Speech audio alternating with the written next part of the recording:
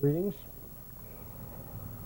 It's time to begin the 7th in the series of Israel and Prophecy Part 1 lecture video audio tapes. What I'll do, which is becoming a bit of a custom, is to tie some loose ends. One of the things that I left undone from last time, if you'll take a look in your workbook, I made reference to an article on pyramidology, and it's a really fine work. Although I certainly would not agree with some of the conclusions that are reached in this particular little piece.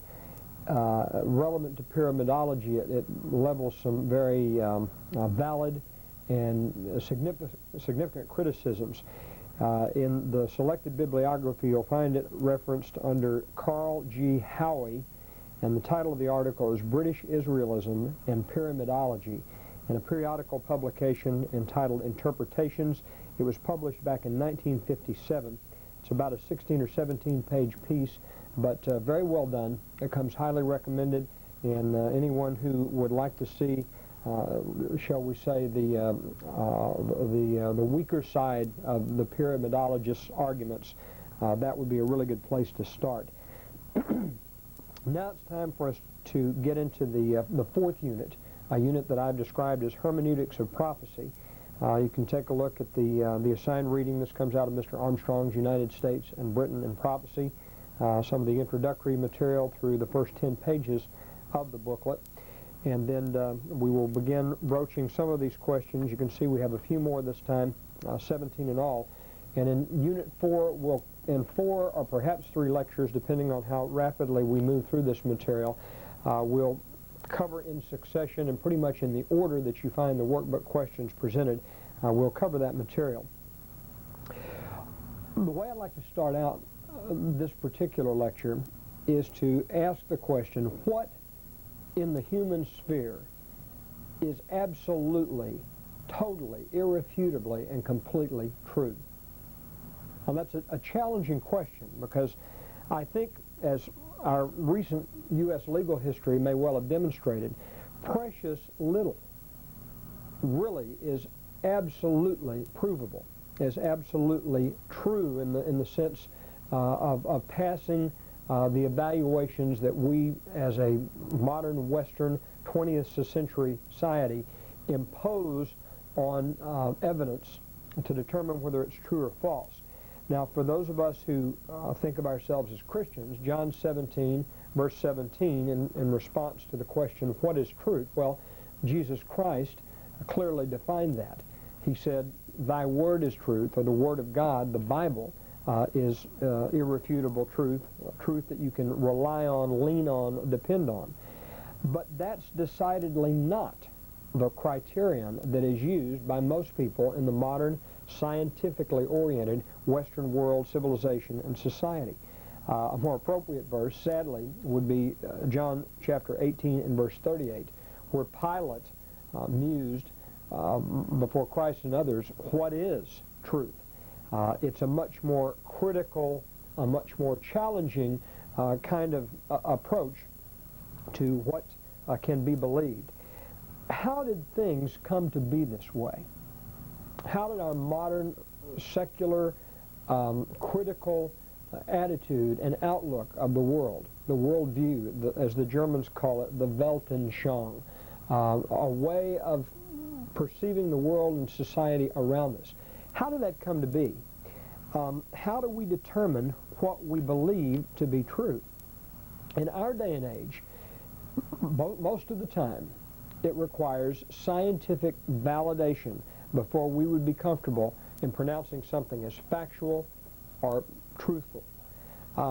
This is the process, the culmination of a long series of changes in outlook, in attitude, in ways which people in Western civilization have come to look at their world. Different generations, and the Bible bears this out. If you'll take your Bible and turn to Proverbs, we'll look at some Solomonic wisdom here. In chapter 30 of the book of Proverbs, this notion of generational attitude and outlook is validated very much so by the Bible. Proverbs 30, beginning in verse 11 and running through verse 14. There is a generation that curses its father. It does not bless its mother. In other words, there's a generation, a cohort of individuals that doesn't respect the fifth commandment.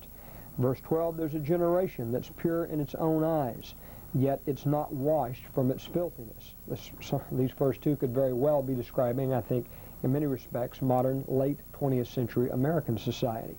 There's a generation, oh how lofty in their own eyes, and their eyelids are lifted up, a proud generation.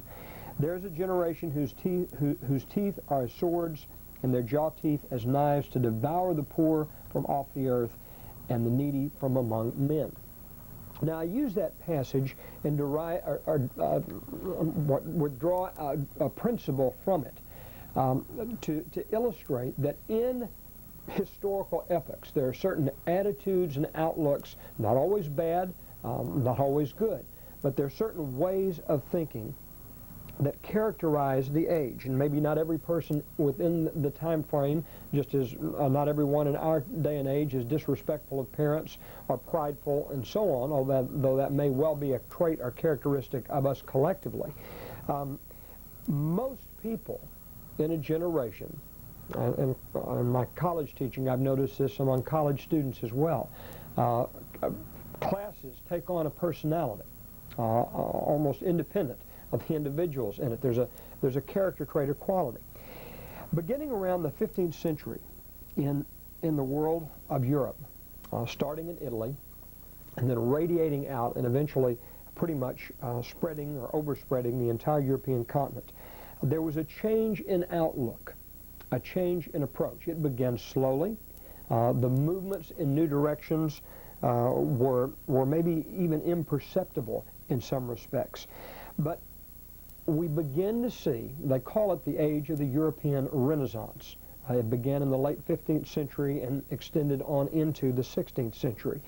But in this movement, you see what momentum toward the modern world view. That which is true must be validated by the five senses. And that began really about half a millennium ago. Some of the fundamental changes in outlook, at least among the classes where these views begin to develop and take deep root, principally the better educated classes, the more well-to-do in society, but over generations, decades, and literally centuries, these attitudes percolated downward and eventually came to characterize the entire whole of Western worldview. In the Renaissance period, four strands of thought are worth mentioning. One is typically described as individualism. It has to do with a new emphasis on man as a private person. And that's in contrast with a more medieval worldview, a view during the Middle Ages that tended to prevail, at least among the larger segments of the population, that focused on the unimportance of the single individual. Rather, the individual was to contribute to the good of the whole of society, as opposed to the individual having the spotlight, as it were, placed on him, as it would have been in a much more male-dominated age, or as we might view it today, a him or her. A second strand of thought would be that of secularism. Secularism can be described in various ways, but when you read it in the histories of the Renaissance, essentially what its focus is a preoccupation with worldly pursuits. Combined with that, oftentimes, is a contempt for those who profess the aesthetic ideal but fail to live up to it. Many who would have fit that category quite nicely would have been those who were clergy, priests, the religious or ecclesiastical community of the 15th century in Europe. What secularism constitutes, in many respects, is the beginning of a break away from church authority.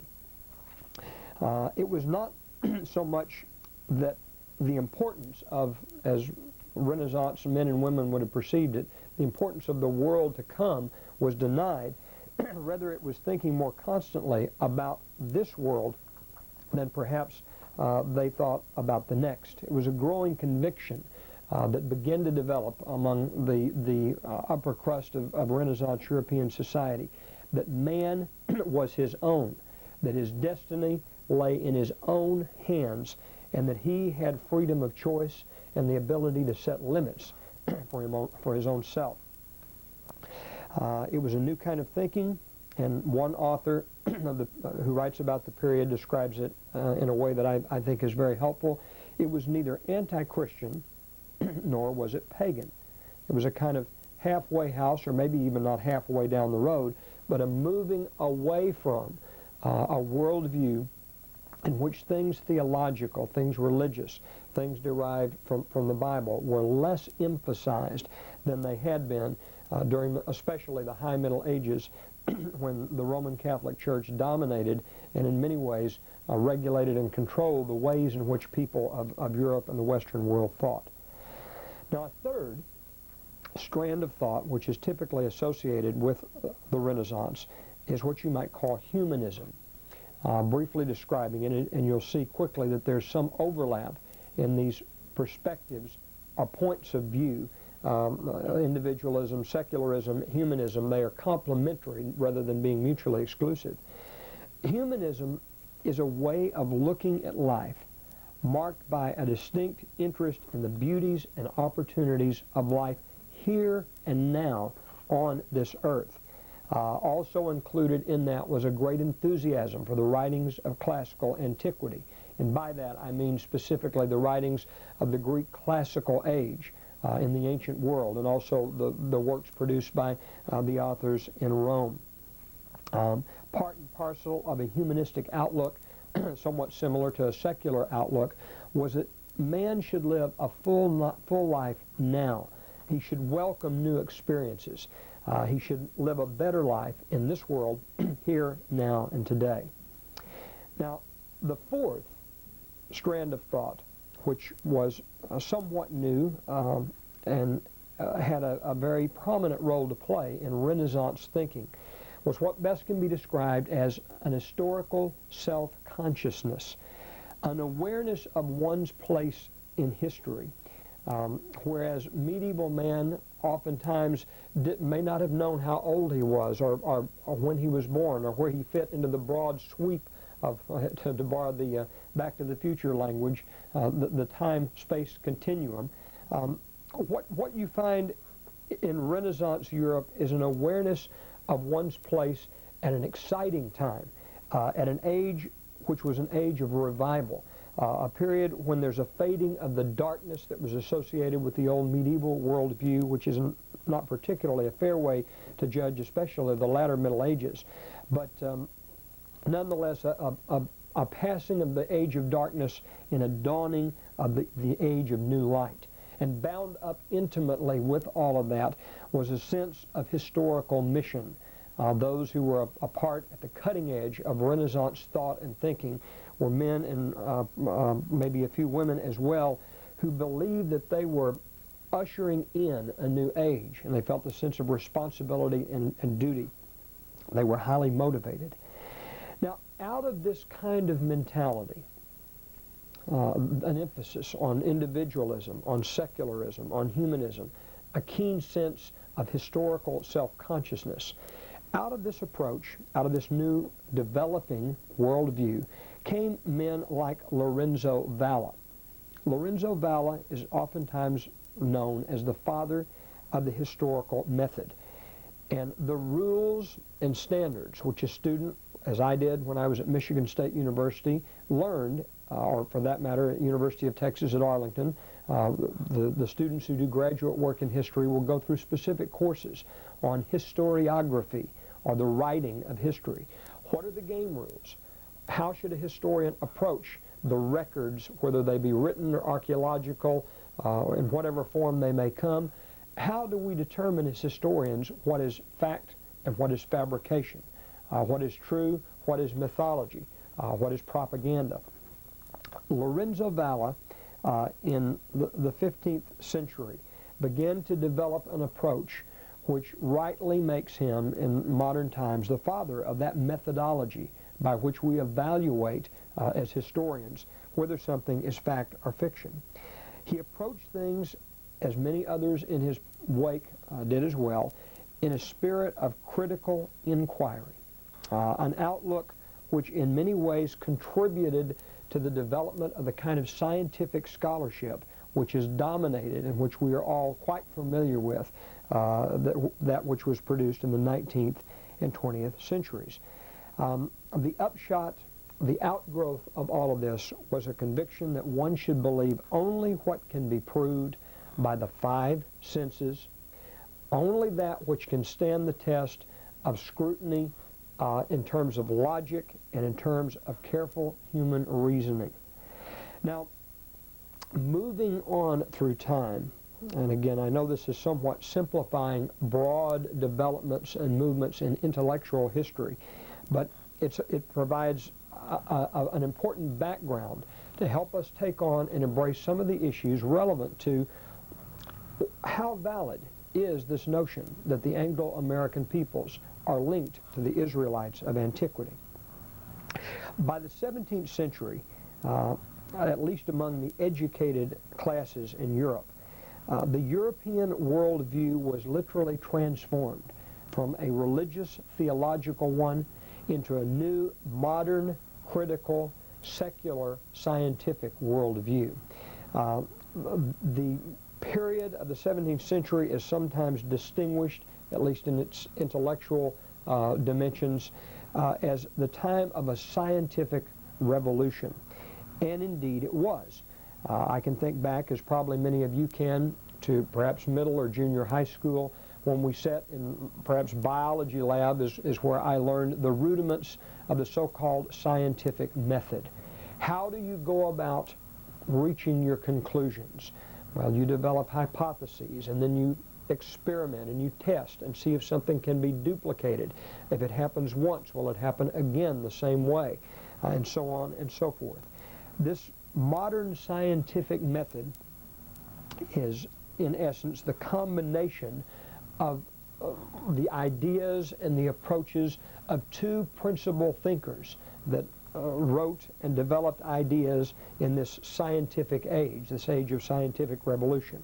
Interestingly enough, one was French and the other was English, a connection, if you will, a representative, in a sense, of the two firstborns of Jacob. The Frenchman was a man named René Descartes. He was a theorist who advocated the use of deductive reasoning and mathematical rationalism. That became an important part of the development of the scientific method. On the other side of the English Channel was Francis Bacon, an English proponent of what you might describe as inductive experimentalism. But through the union of these two approaches, then, the scientific method took hold and gradually through time has become popularized to the point where pretty much any school child in the Western world comes into contact with it, whether knowingly or not, and his or her way of looking at the world, of judging what is fact, what is truth, stems back or springs out of this scientific methodology, which really began to become part and parcel of the way of thinking of Western man in the 17th century. By the 18th century, in terms of Europe's intellectual history, the broad movement which had come to dominate and influence people is oftentimes known as the European Enlightenment. Now, in this period, much like during Renaissance Europe, there were changes in the way in which men and women began to think and to look at things. There are five main strands, as you read the literature on Enlightenment Europe, that you will find that make up this new way of thinking, this new approach, this new way of analyzing and evaluating the world around us. Reason, nature, or natural laws, it sometimes was described, progress, happiness, freedom, or perhaps better said, liberty. Practically expressed, the new approach could be framed in a formula going something like this. Man, through use of his reason, could discover natural law which regulated all things. Then by applying these laws properly and removing any artificial obstacles from their operation, he would make progress toward ultimate perfectibility, toward personal happiness, and the kind of good government that would produce freedom or liberty for mankind. Now, these principles, as valuable and as helpful as they are and have been, were principles that had a devastating impact upon the Christian religion. It was in the context of the 18th century European Enlightenment that some of the most incisive, some of the most powerfully destructive criticisms of the biblical text began to develop and gain momentum, reaching full-blown crescendo by the 19th century and greatly affecting the way in which higher scholarship, theology of the 20th century evaluates the biblical text. Now, with this as a background, let me pose this question. Is scientific truth, a truth that's provable through use of the scientific methodology, or if you look in terms of works of history, the historical critical method, is truth derived from those methodologies and the use of the five senses? Is that the whole of the truth? Or is there truth beyond what can be verified? Some people persuasively argue that there is a fallacy within this idea of certain academically verifiable truth. And indeed, one of the prime formulators of the scientific method, René Descartes, is known by a maxim which you probably are already well acquainted with. When Descartes puzzled over what is it that I can know with absolute certainty, unfailing sureness, the conclusion that he came to, the maxim by which he is so often known, is, I think, therefore I am. He reduced it to that essential. What's left? One then must make at least some assumptions about other truths that may not necessarily be absolutely, unfailingly, scientifically verifiable.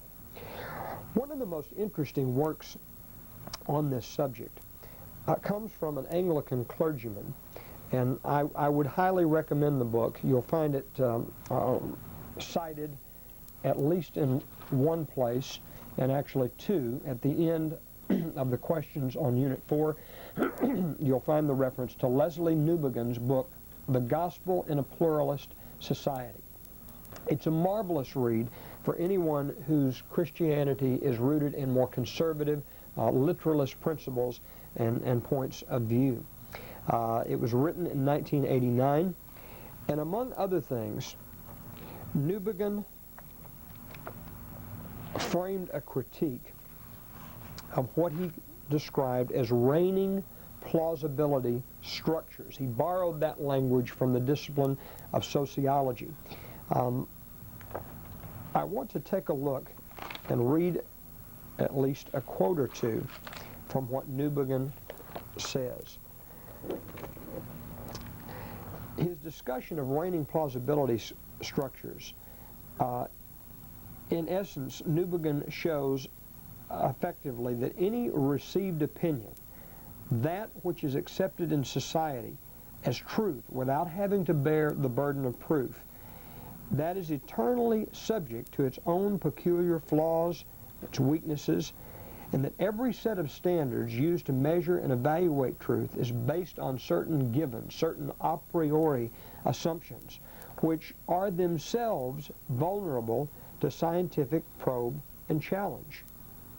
As standards, values, attitudes evolve over the course of time, received opinion, and by that I mean that which is considered acceptable in any society without having to bear the burden of scientific analysis, received opinion continues to shift through the passage of time.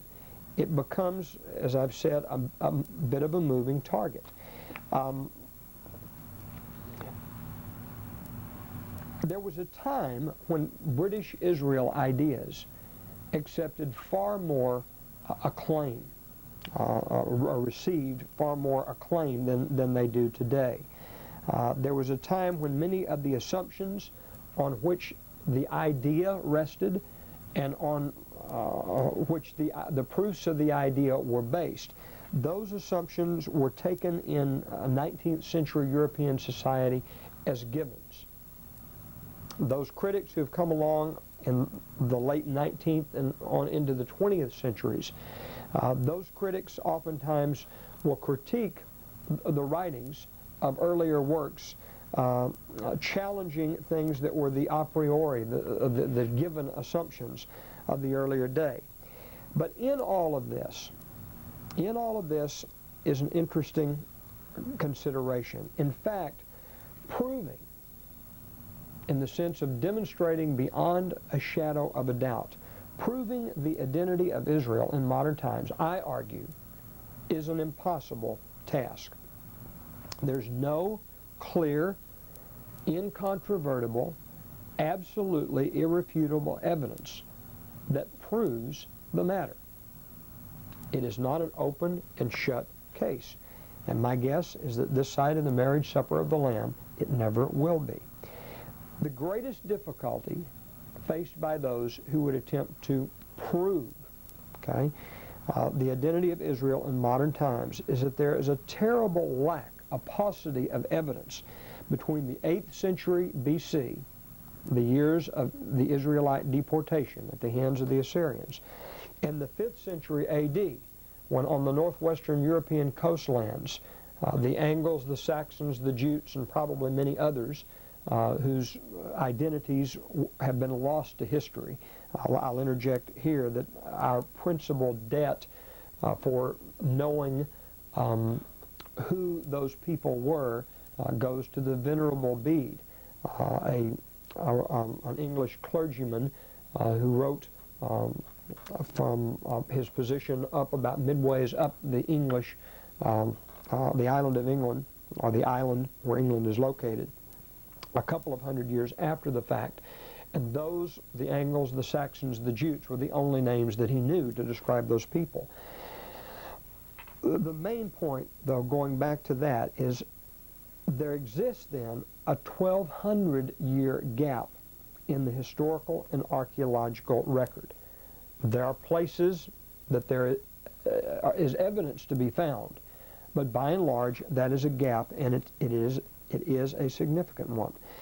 If we rely on the historical method, the critical historical method, if we rely solely on those things that are left behind in terms of documentation, we fall back on two principal sources. Number one would be the inscriptional record left by Sargon, the last of three Assyrian kings who waged campaigns down in the region of the northern kingdom. What he left behind was testimony that 27,290 of the population of the northern kingdom was taken into captivity, was relocated or deported by Sargon's forces. Now, that is out of an estimated Israelite population of around 500,000 people. What happened to the rest? Were there really any lost tribes? And if there were, how do we verify it?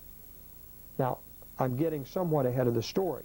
That's the substance of Unit 5, and we'll come back and we'll begin to develop that in a fuller and richer way as we look at some elements and strands and dimensions of Assyrian as well as Israelite history.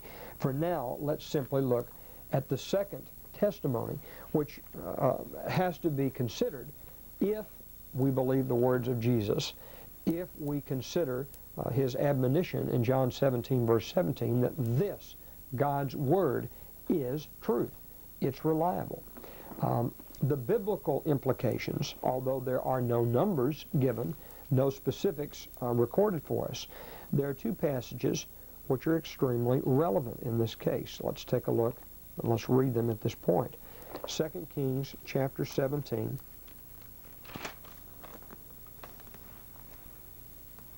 And in verse 18, we read, "Therefore the Eternal was very angry with Israel." And by this point in scriptural records, the narrator means, when he uses Israel, principally as the northern kingdom. Not in every instance, but in most instances, in its historical context, that's what it would imply. "And he, God, removed them, Israel, out of his sight, and there was none left but the tribe of Judah only," implying a significant deportation of population. Not just a handful of what some critics might allege to be the intelligentsia, the aristocracy, the priesthood, the more academic classes in Israelite society. Verse 20 goes on to further develop the idea. "And the Lord rejected all the seed of Israel, and afflicted them, and delivered them into the hands of the spoiler, until he had cast them out of his sight." Now another passage, and I alluded to this without going directly to it, I believe, in one of the earlier lectures. Let's go to the book of Amos. Amos was a prophet who delivered his message in the context of the Indian summer, the flourishing of the northern kingdom, which was, by the way, a direct result. It was made possible by the atrophy of the Assyrian Empire a few decades immediately prior to its great revival and the sweeping down of Tiglath-Pileser and Shalmaneser and Sargon to impose judgments, tribute, and ultimately captivity on much of the population of that northern kingdom. In that historical context, Amos comes on the scene delivering a very direct, powerful prophetic message. Chapter 3 and verse 12 in the book of Amos. In predicting the coming captivity, the Assyrians are never named by name, but the characterization, not only in this verse but throughout, makes it of little question whatsoever that he's speaking of what is going to happen in terms of the Assyrian sweep down onto the northern kingdom. "Thus says the Eternal, how will this captivity be? As the shepherd takes out of the mouth of the lion 2 legs and a piece of an ear, so shall the children of Israel be taken that dwell in Samaria, and in the corner of a bed, and in Damascus in a couch." So the implication then, whatever the inscriptional or archaeological record may or may not say, the biblical testimony gives very strong indication that the captivity, when it came, was going to be a devastating captivity involving the relocation of the vast majority. Not all. There were Israelites, remnants, the piece of an ear, a leg here or there that would be left. But the majority of the population would be removed and put in a different place, a new physical, geographic location. What about archaeological evidence? That's something that merits our examination and attention, at least for a little while as well. Archaeology is a fascinating branch of the social sciences. It's a branch, actually, of anthropology. I had the occasion to be on 2 archaeological digs in Jordan at a little place called al-Jamal, which in Arabic means either mother of beauty or mother of camels. I've never been able to get the local population to define exactly which. But it's a discipline which has a very rigorous methodology, highly scientific in nature. From Flinders Petrie right on up to the present day, archaeology has refined its various techniques and aspects. It approaches the analysis, or not so much the analysis, but the field work with a scientific rigor that is very respect-worthy and admirable.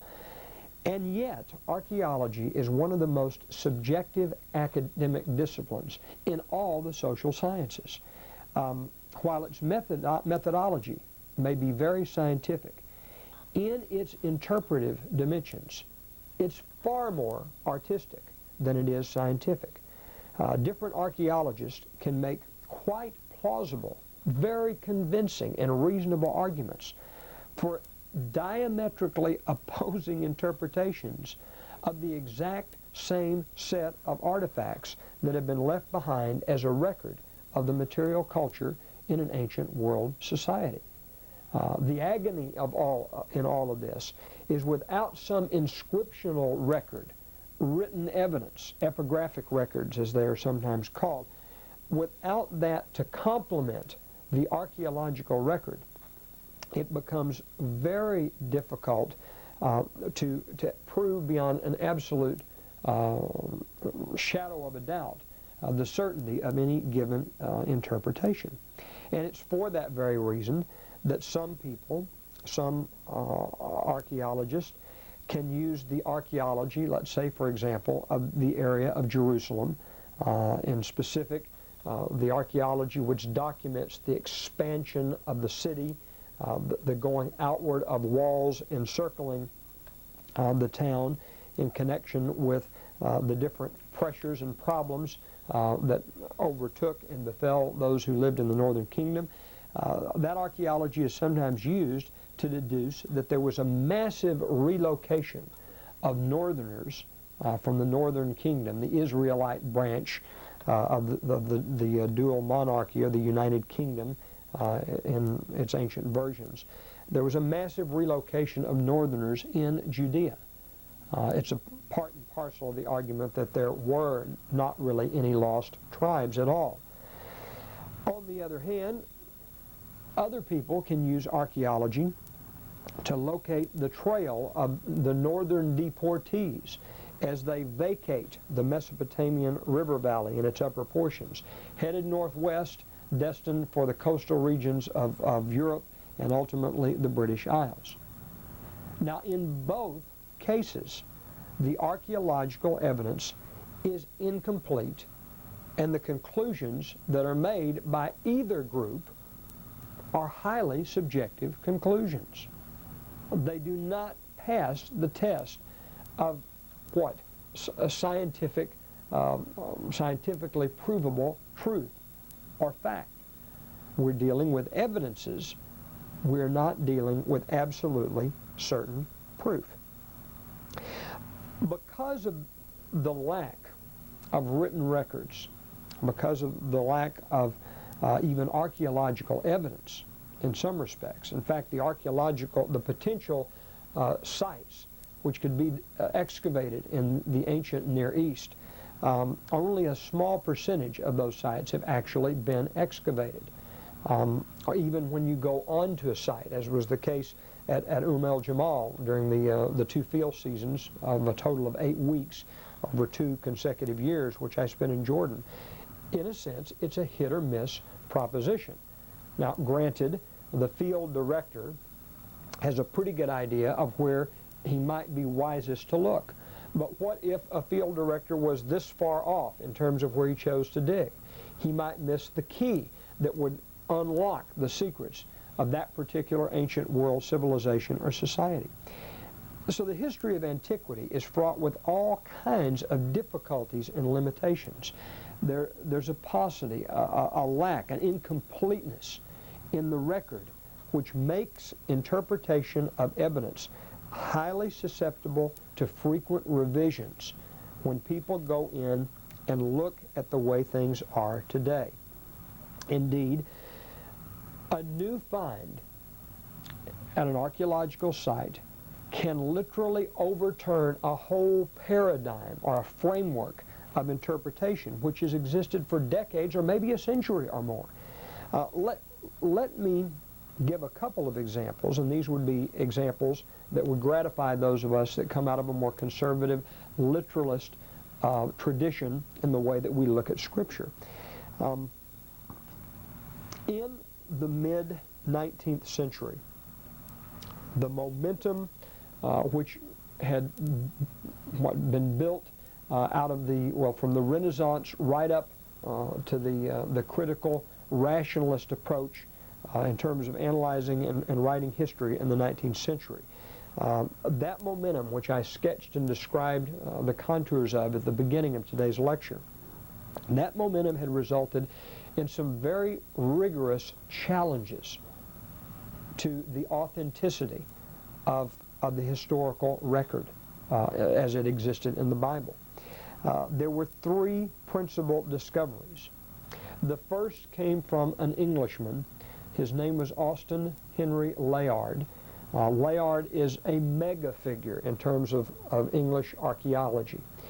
Layard was the discoverer of the lost Assyrian Empire, and his discovery came almost by accident.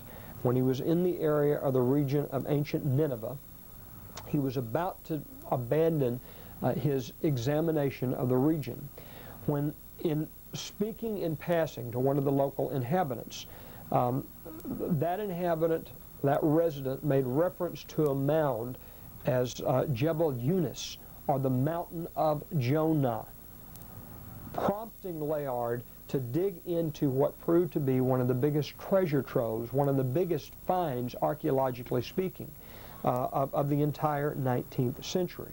And from that point forward, the whole of the archival record of ancient Assyria was opened up.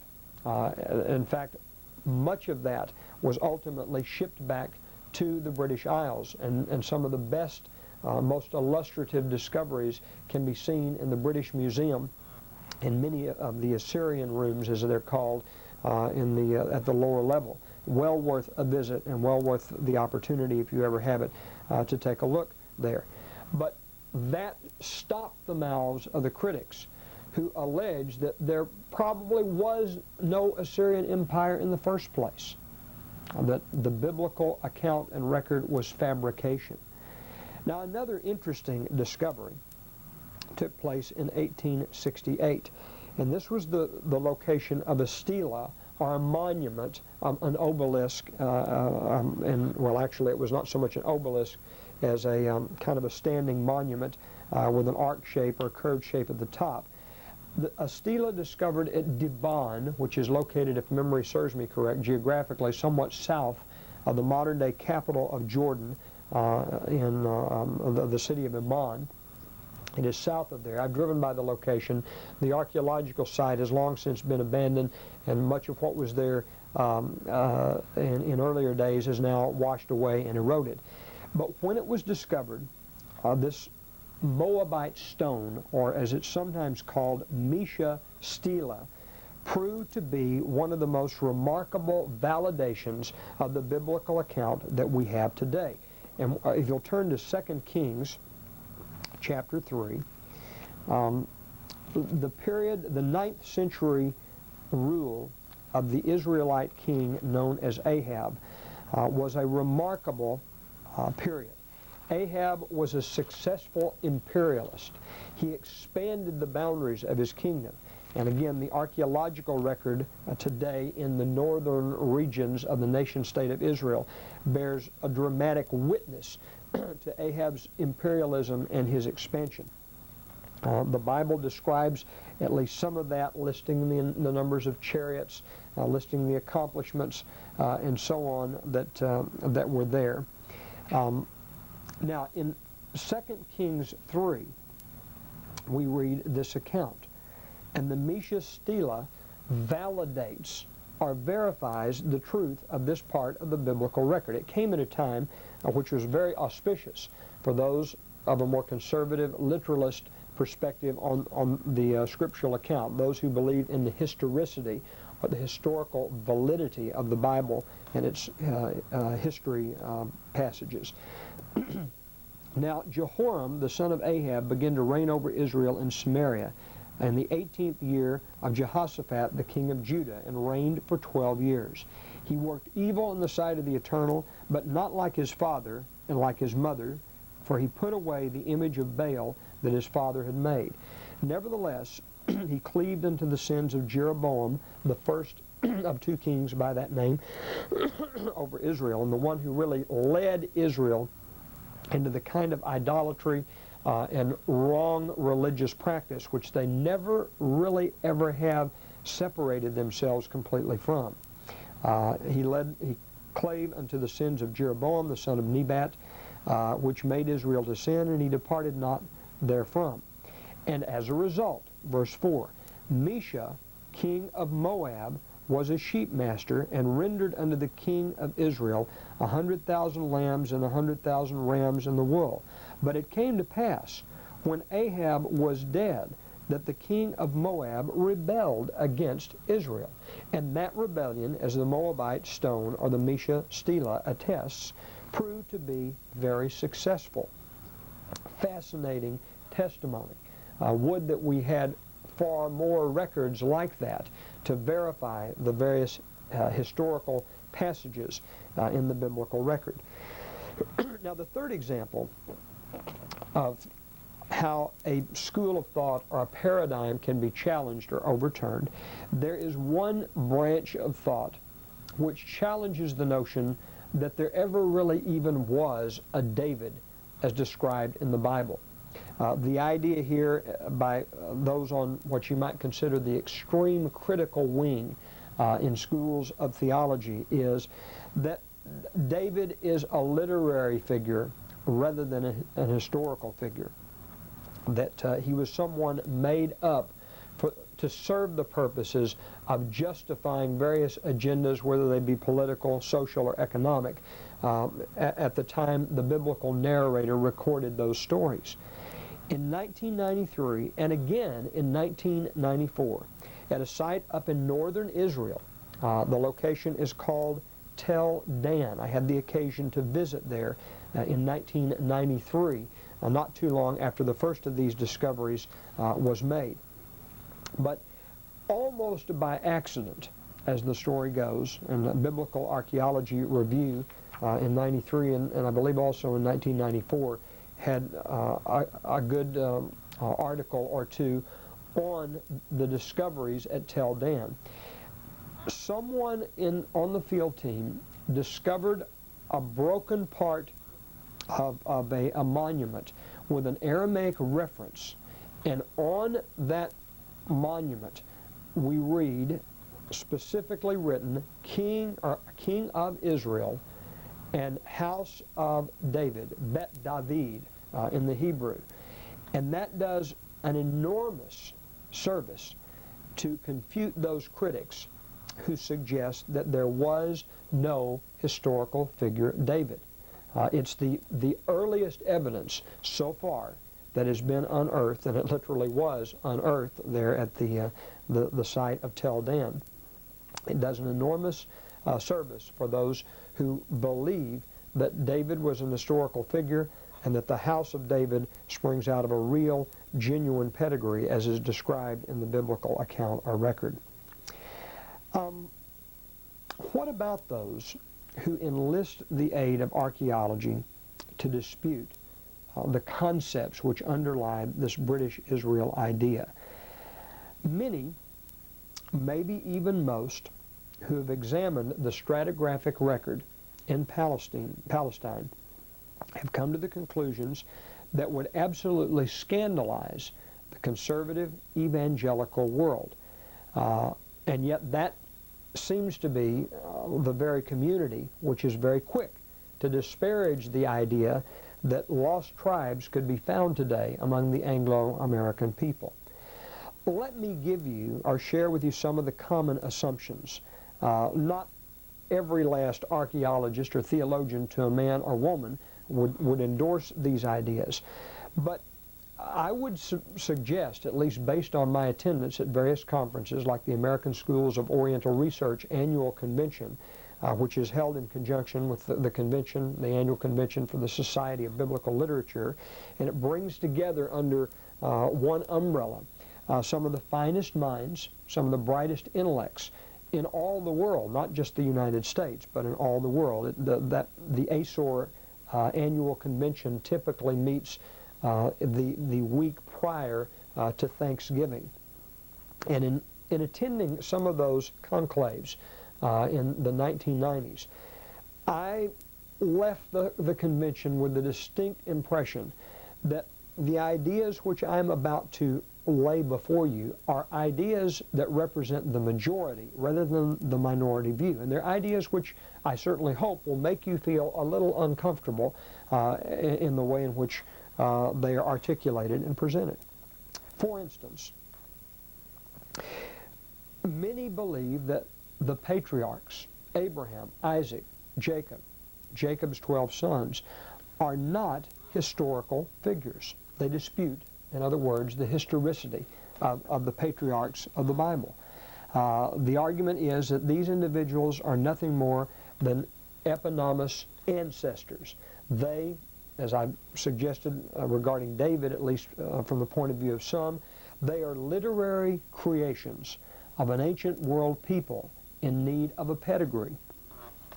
Not only are there no 12 sons of Jacob from this perspective, there would certainly be no need for an Israel in modern times if you come out of this particular school of thought.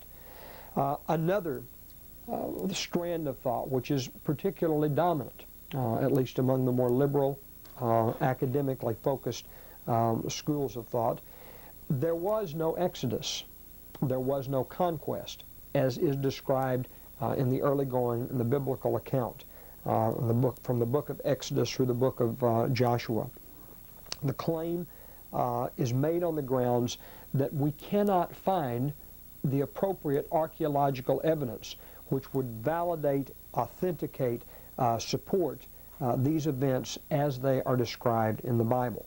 Another strand, which I've already mentioned, or at least alluded to, that there was no Israel prior to King David. And to place him historically, we probably comfortably can fit him into the 11th century BC. That is a view that was adopted by the extremist in the critical school.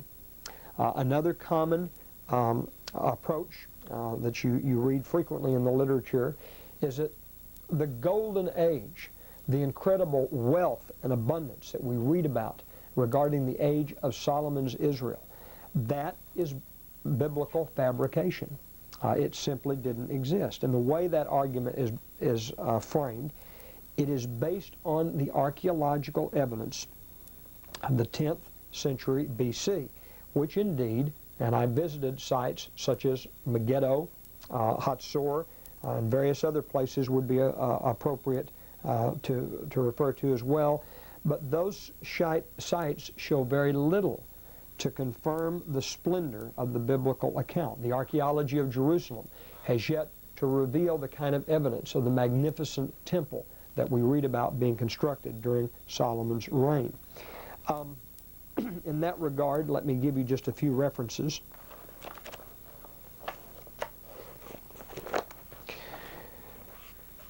Articles that you can check. Some of these are mentioned in the outside additional optional reading. Others are not. But just to quickly read through some of the titles. One of my favorite authors, I met this man who is one of the chief spokesmen when it comes to writing about the history of ancient Israel. His name is J. Maxwell Miller. He teaches at Emory University, sometimes referred to as the Harvard of the South. It's in the Atlanta area in Georgia. But Miller, in his book, The Old Testament and the Historian, has much to say about this. Among the various works that he has written, he points out the difficulties in the archaeological record. He shows that, one of his articles is entitled something to the effect, Solomon, a potentate or world ruler or a local king. And his argument would fall more along the lines that Solomon was not the Solomon who is described in the Bible with the incredible degree of wealth and prestige and so on. Some of the pieces that are out there that might be worth looking at or examining. One is a collection of essays by an Englishman named J.B. Pritchard. His volume is Solomon and Sheba. It was published in 1974. Well worth the read. and it points out some of the archaeological difficulties. Of a more conservative bent would be people like Kenneth Kitchen or A.R. Millard. Kitchen wrote an article in Biblical Archaeology Review, Where Did Solomon's Gold Go? That's the May-June 1989 edition. Millard, does the Bible exaggerate King Solomon's wealth? Another BAR May-June 1989 publication. A variety of other pieces which would be certainly worthwhile looking at, but it demonstrates then the difficulty that we see when we rely on the archaeological record to validate some of the history that we find in the biblical account. Now, with that having been said, I want to make reference, without overduly emphasizing this particular work. In the last couple of years, a British author, David Rohl, has come out with this volume. It's called, the British version anyway, I picked up this copy as a gift from a friend of mine, Ian Martin, in Birmingham, England. It's called The Test of Time, the Bible from Myth to History.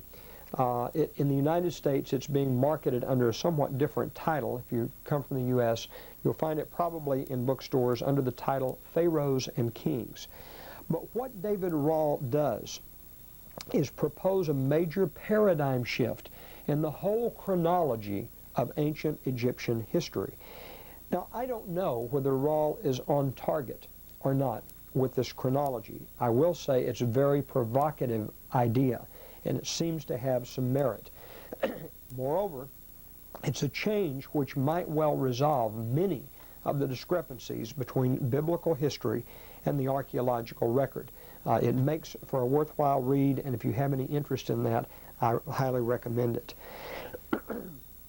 Lastly then, let me just bring things to closure here by talking about the flexible usage of archaeology. In fact, archaeology does yield evidence, but it's incomplete evidence which can be employed toward different ends by those who either support the idea of the historicity of the patriarchs, the Exodus, the conquest, and on we could go. And it's evidence that can be used by those who disparage those very same ideas. The evidence to date remains subjective to interpretation, far less clear than we would like it to be.